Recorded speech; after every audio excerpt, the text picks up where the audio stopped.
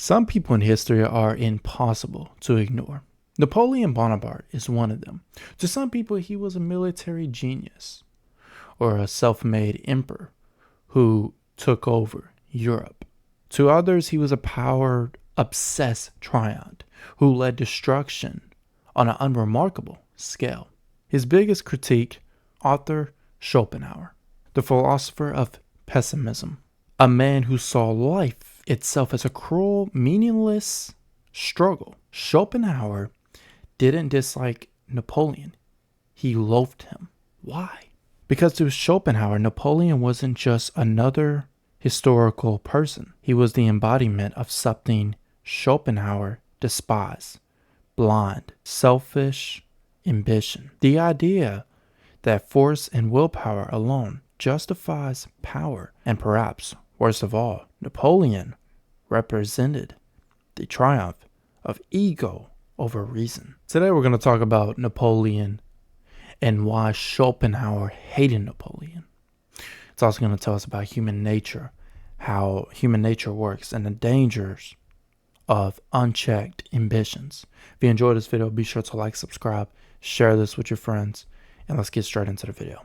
To understand Schopenhauer's hatred for Napoleon, we have to understand Schopenhauer's worldview. He didn't see history as a story of progress, of great men shaping the world. Instead, he saw it as something much darker. Schopenhauer believed the world was driven by an irrational, unstoppable force he called the will, a blind, ceaseless striving that compels everything in nature, from animals to humans. People don't act out of reason, morality, or even self-awareness. They are simply pawns of the will, chasing their desires without understanding why. And to Schopenhauer, Napoleon was the perfect example of this. He wasn't a noble leader, nor a calculated genius in control of his destiny. He was an agent of pure destructive will, a man so consumed by his own ambitions that he trampled over Europe without concern for the consequences. Schopenhauer saw Napoleon's rise and fall not as a story of greatness, but the probability a man so possessed by the blind force of ambition that he could only destroy and be destroyed. Schopenhauer's hatred for Napoleon wasn't just philosophical, it was personal. Born in 1788, Schopenhauer grew up during the Napoleonic Wars. As a child, he saw the devastation Napoleon's conquests brought to Europe.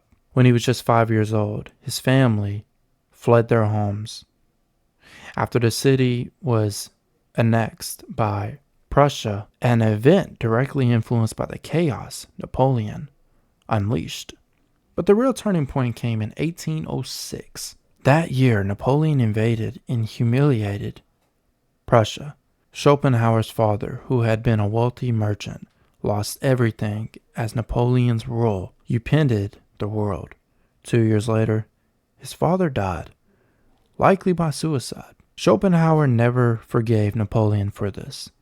He saw him not just as a warlord, but as a force of pure destruction, one that had personally shattered his life. This was not an abstract academic hatred. It was a real, direct, and deeply emotional, personal hatred. Schopenhauer admired rationality, wisdom, and the pursuit of truth, qualities he believed were extremely rare in the world.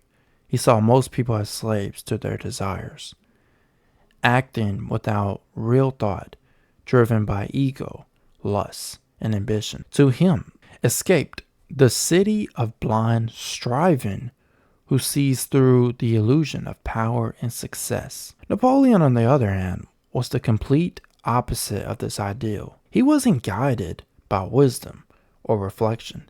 He was ruled by ambition, ego, and the will to power.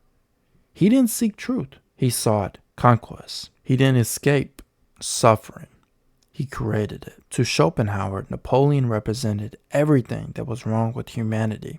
A man who, rather than overcoming the cycle of suffering, threw himself into it, dragging millions with him. Schopenhauer believed that Napoleon's fate was inevitable.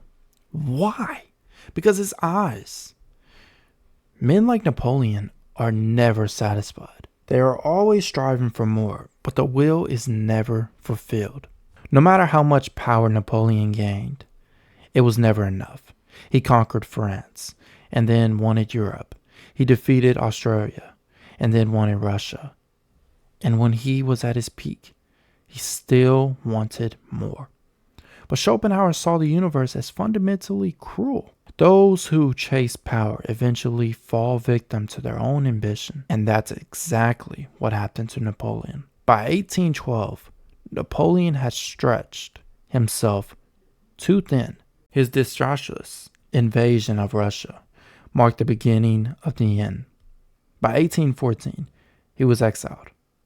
In 1815, after his brief return during the 100 Days, he was crushed at a Waterloo and banished to the island of St. Helena, where he spent his final years in misery. Schopenhauer saw this not as a mere politics, but as a philosophical lesson. Napoleon had everything: power, wealth, control over empires.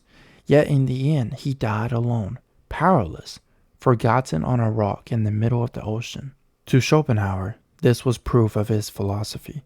The will never satisfies, and those who chase it are doomed to suffer. So if Napoleon was Schopenhauer's perfect example of blind ambition, who was his ideal? The philosopher, the man who renounced ambition, who sees through the illusions of power and wealth. Schopenhauer believed true wisdom came from rejecting the will, from escaping the cycle of endless desire. To him, Napoleon was a tragic fool, a man who could have spent his life seeking wisdom, but instead wasted it chasing an illusion. Napoleon's life, in Schopenhauer's eyes, was proof of why power isn't worth pursuing, because in the end, it brings nothing but suffering.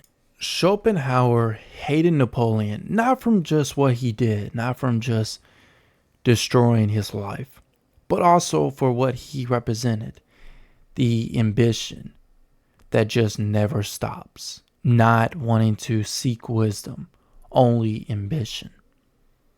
He always wanted more. When he conquered, he wanted more. He was never satisfied.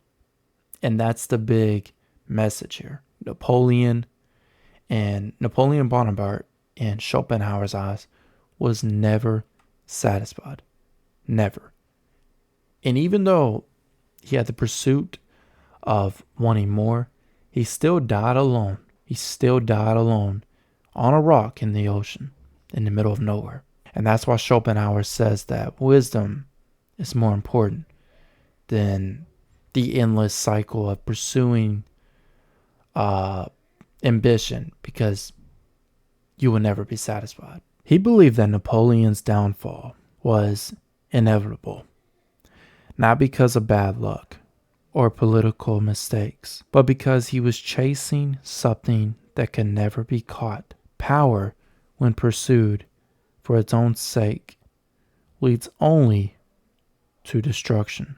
And that's why Schopenhauer remains relevant today, because we still glorify power. We still admire those who dominate, who rise above others. But Schopenhauer would ask, at what cost? Napoleon, the most powerful man in the world, ended his days alone and forgotten. So if power truly leads to greatness, why does history keep proving otherwise? Schopenhauer's hatred for Napoleon wasn't just personal. It wasn't just philosophical. It was a warning, one that stretches far beyond the 19th century. Because in Napoleon, Schopenhauer saw a universal pattern, one that has repeated itself over and over in history, in politics, and even in the personal lives of people who chase power without understanding its consequence. The tragedy of Napoleon isn't just that he failed. It's that he couldn't stop himself. His life was defined by conquest, by an endless pursuit of more land, more power, more control. But that's the thing about the unrestrained ambition. It has no finish line. It doesn't stop when you achieve your goal. It simply creates new ones. And so the chase continues. Think about it. Napoleon reached heights that no ordinary man could ever dream of. He wasn't just a ruler. He was an emperor. He wasn't just a general. He was one of the most feared military minds in history. And yet, it wasn't enough. It was never enough. Schopenhauer believed this was the very essence of human suffering. The will, this blind, irrational force that drives us, never allows us to be satisfied. It convinces us that happiness is just beyond the next victory, just beyond the next goal, just beyond the next conquest. But every time we reach what we thought we wanted, we only end up wanting more. What's interesting is that we see the same pattern not just in history, but in the modern world. Take the billionaire, the CEO, the celebrities we admire today. People have everything: money, fame, power. Yet, how many of them ever stopped? How many of them ever say, I have enough? The reality is they can't, because the will to power doesn't let them. They buy more companies. They chase more influence. They fight for more dominance in their industries. But for what? For some sense of fulfillment that never actually arrives? Schopenhauer would say that Napoleon is not an exception. He's the rule. He's what happens when ambition is given total freedom to run its course. And this is why Schopenhauer rejected ambition altogether. He didn't see power as something to be desired. He saw it as a curse. In his eyes, the true wise person is not the conqueror, not the emperor, not the one who bends the world to his will. It's the one who sees the illusion, who understands that no amount of success will ever bring true peace. Because in the end, Napoleon had everything a man could possibly achieve. And yet, he died alone, powerless, forgotten on a tiny island in the middle of the ocean. So Schopenhauer would ask us, what exactly did he win? If you enjoyed this video, be sure to like, subscribe. I'll have more videos coming out soon. I'm about to have to get ready for work here soon. I just want to say thank you all for the support here lately. It means a lot. Hopefully we can get 600 subscribers by next month. That'd be really good. It's a pretty realistic prediction, I think. If I mispronounced anything, I apologize.